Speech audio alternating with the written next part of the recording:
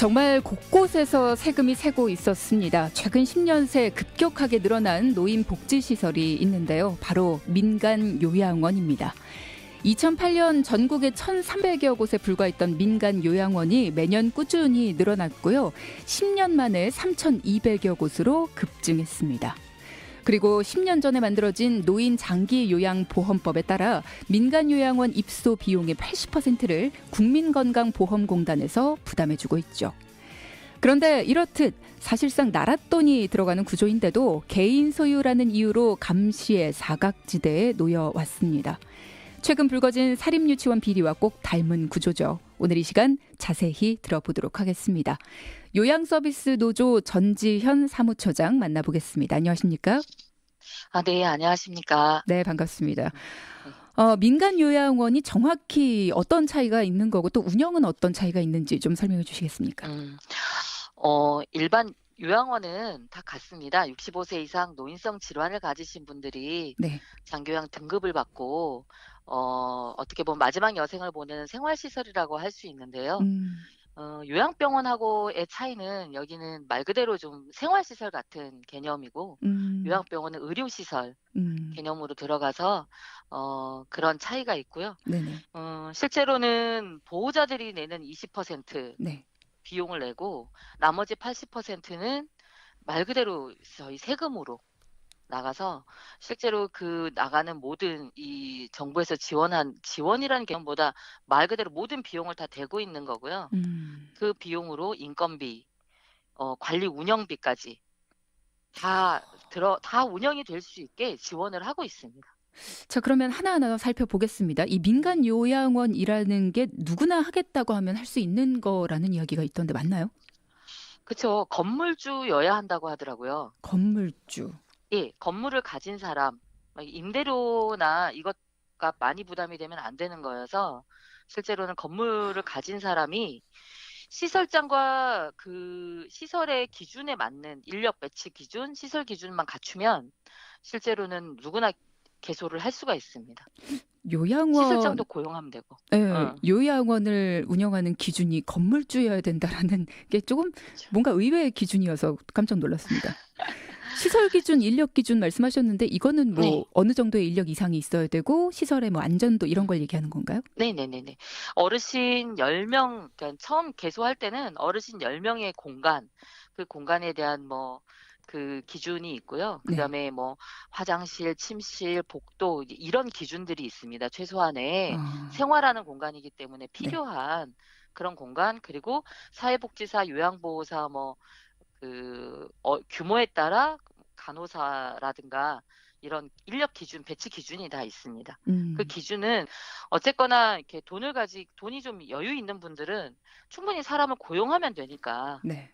네네. 그러네요. 그렇게 구조가 되어 있습니다. 참, 건물주라면 할 수 있다. 이게 참 이해가 안 되는 부분이 많이 보입니다. 일단 시작부터.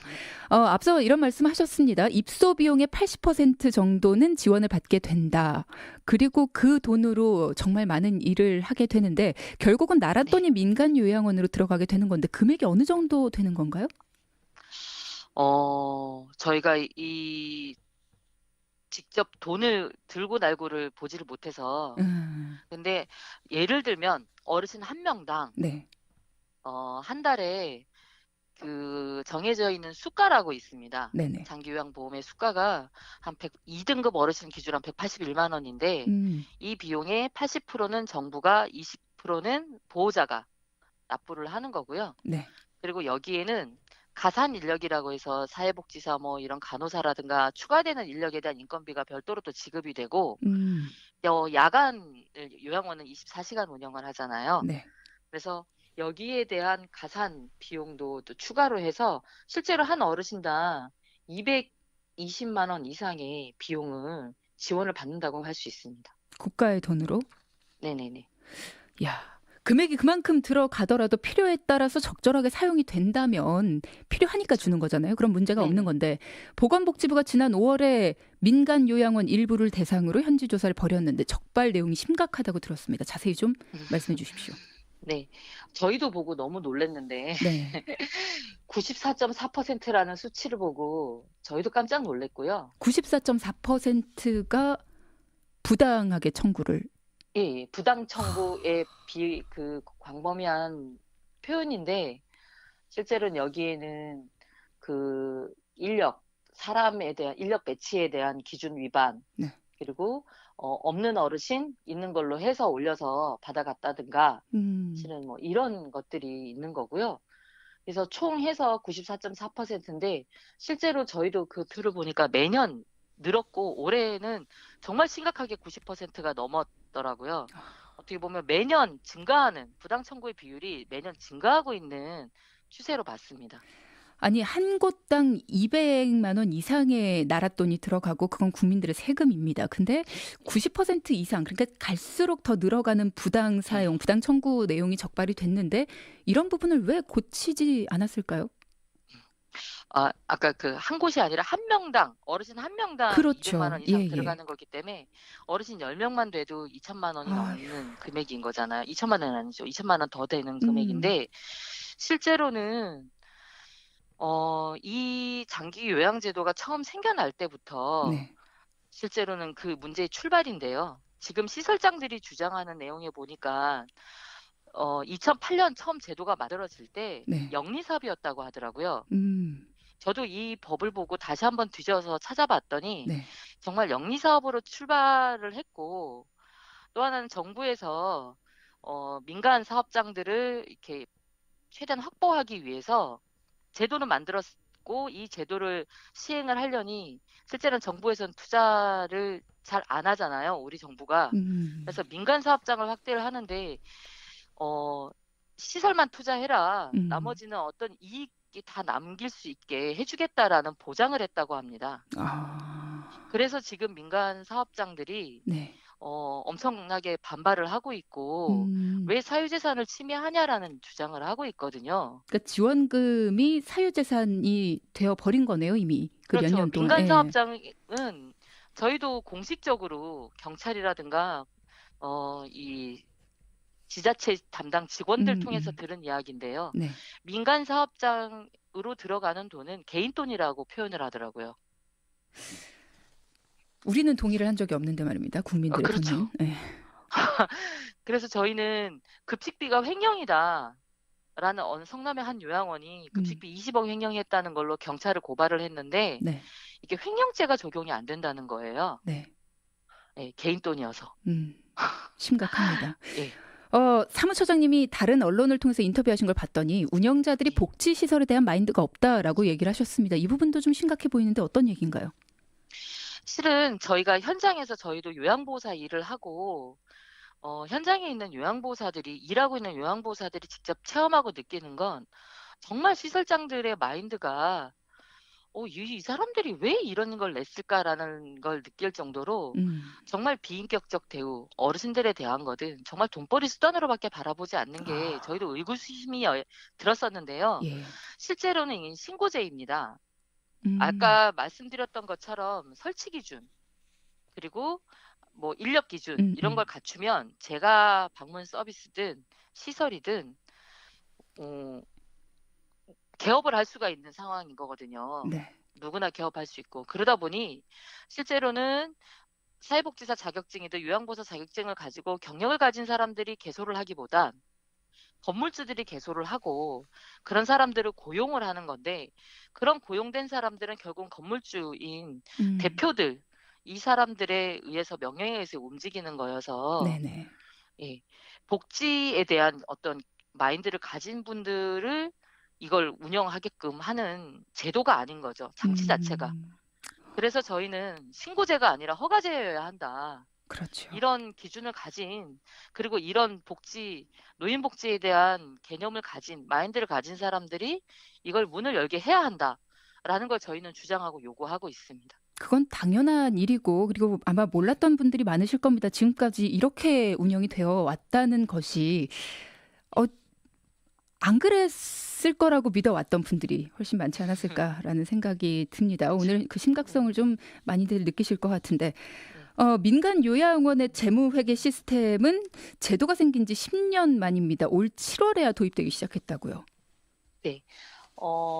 이 기존에는 뭐 복지 시스템을 통해서 뭐 회계 보고했다라는 게 시설장들 주장인데요. 네네. 실제로는 지금 제가 방문 서비스가 전체 요양시설의 70% 이상을 차지하고 있는데 네. 여기는 지금까지 한 번도 보고한 적은 없고요. 음. 그다음에 회계 정부 건강보험공단도 말 그대로 지자체도 복지부도 회계 감사를 한 적은 없습니다. 공식적으로. 예.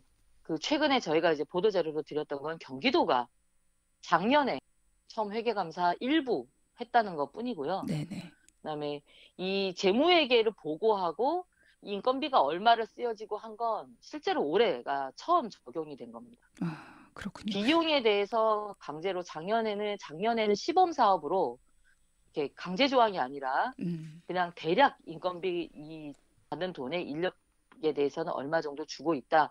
이런 정도로는 허위로 올려도 상관없는 이런 거였다면 이제 올해 7월부터 정식으로 재무회계 규칙이라는 법을 적용을 시켜서 시행을 하고 있습니다.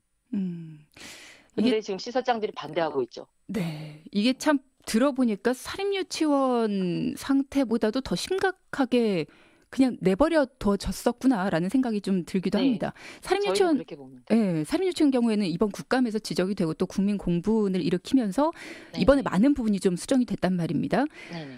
민간 요양원은 어떤 식으로 좀 조사가 이루어지고 또 어떤 부분을 고쳐 나가야 될까요? 실은 아까 말씀드렸처럼 유치원의 개념은 국공립 보육시설들이 어느 정도 존재를 하고 있습니다. 네. 근데 이 요양시설은 직영도 아니고 위탁인데 국공립의 비율이 1.1%밖에 안 됩니다. 네. 국민의 세금이 다 들어가는 거예요. 1.1%밖에 시립, 국립이 밖에 안 되니까 말 그대로 민간 시설의 모든 것이 맡겨져서 개인 돈처럼 쓰고 있는 이 현실을 실은 정부가 한 번도 관리 감독에 이 부분에 대해서 돈에 대해서 지출되는 비용에 대해서 세금이 들어가는 부분에 대해서 어떤 감사나 이것에 대한 관리 감독을 하지 않았고 제도 장치를 마련하지 않았던 거. 네. 근데 올해 이제 제도 장치를 마련하고 도입해서 운영하겠다고 하는데 지금 시설장들의 반발이 거세니까 완화하겠다 이런 얘기들까지 나오고 있습니다. 네. 저희는 노동조합이고 말 그대로 일하는 사람들의 처우를 먼저 저희는 개선해야 되는 상황인데 실제로 안에서 보면 정말 우리 같은 국민의 입장에서 세금이 줄줄 새고 있고 그렇죠. 말 그대로 개인 돈처럼 쓰고 있는 것에 대해서 너무나도 심각성을 현장에서 직접 느끼고 있어서 정말 저희는 이 전면 감사 실시해라라는 걸 요구를 하고 있고요. 네. 정말 이제 10년 만에 처음이지만 한 번은 들여다봐야 제도 개선할 수 있는 그 근거를 마련하지 않겠느냐라는 걸 주장하고 있습니다. 그리고 말 그대로 국공립에 준하는 네네.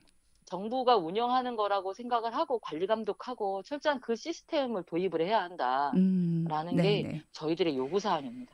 관리 감독 안 할 곳에는 우리 세금 안 줬으면 좋겠습니다. 오늘 말씀 들으면서 맞습니다. 그런 생각 듭니다. 오늘 많은 이야기 들어봤습니다. 감사합니다.